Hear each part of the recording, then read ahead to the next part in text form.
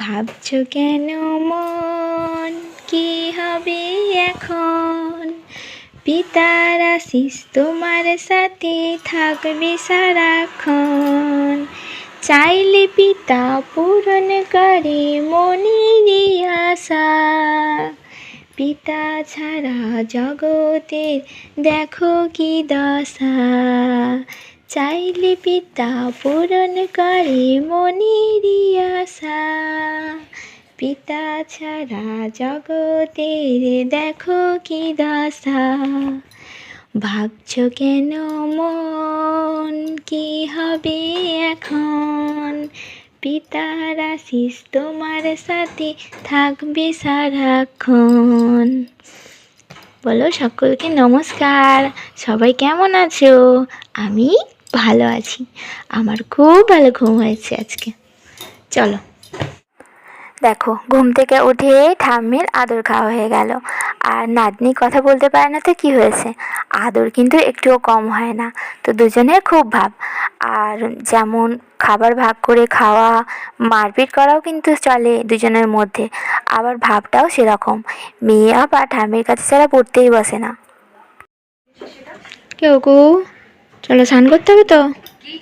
দেখো চুল বেঁধেছিল, চুলের কি অবস্থা হয়েছে দেখো। দেখো দেখো দেখো, একটু দেখাও দেখো। লজ্জা কিসের, একটু দেখাও না, লজ্জা কিসের, একটু দেখাও না। হ্যাঁ আয়নায় দেখো, ওই দেখো চুল সোজা সোজা হয়ে গেছে। যা, কি হবে এবার? চলো স্নান করতে হবে, তাতেই স্নান করতে হবে, আমরা যাবো তো।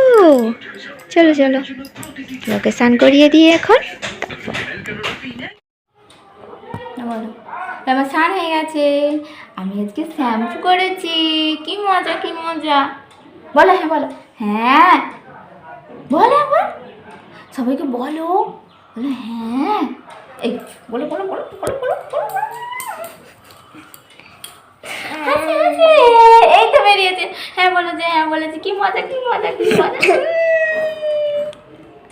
বলো হ্যাঁ, বলো হ্যাঁ, হ্যাঁ বলো একবার বলো বলো। হুম, আব্বুকে দাও তো। বকার বেলা তো আছে, সবাইকে বকতে পারো বকতে পারো। আরেকবার বকে দাও। মুড়ি পাপড়ি সবাই ভয় পেয়ে যাবে। তো এই পর্যন্ত ভিডিওটা কেমন লাগলো কিন্তু অবশ্যই কমেন্ট করে জানাবে। তো দেখো লুকিয়ে লুকিয়ে মেয়ের কোন ভিডিও করলাম। টিভিতে গান চলছিল তো ওর মজা হচ্ছিল, তাই তাই করছিল। তো আয়না দেখে দেখে আবার তালি দিচ্ছে। দেখো কতদিন ভেবেছি যে অন্য বাচ্চাদের মতো আমার মেয়ে কবে হাতে তালি দিতে শিখবে। কত সুন্দর বাচ্চারা করে না, মজা হলেই তালি দেয়। তো ওটা অনেক স্বপ্ন ছিল যে আমার মেয়েও একদিন হাততালি দেবে। তো দেখো এতদিনে সেই স্বপ্নটা পূরণ হয়েছে। মেয়ে এখন খুব সুন্দর হাতে তালি দেয়। তো সেটাও কিন্তু সম্ভব হয়েছে, ওই ঈশ্বরের মণ্ডলী যায় তো ওখানে ভজন হয়। তো প্রতিদিন যেতে যেতে ও দেখে দেখে শিখে নিয়েছে। আর আমার মেয়ের ফেভারিট ফল দেখেছো, লাল টুসটুসে একদম তরমুজ। আর দেখো রানী চাবে চলে এসেছে, একদম তরমুজ দেখলেই কোথা থেকে ছুটে চলে আসবে।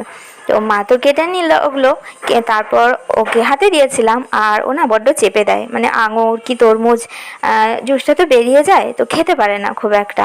ও হাতে নিয়ে কি ওরকম করে, মানে চেপে দেয়। তো তারপর ওকে বসিয়ে খাইয়ে দিলাম, আর সাথে সাথে আমিও খেয়ে নিলাম। আর যখন খাই একসাথেই খেয়ে নিই, কাজটা একসাথে দুজনের কাজ হয়ে গেল।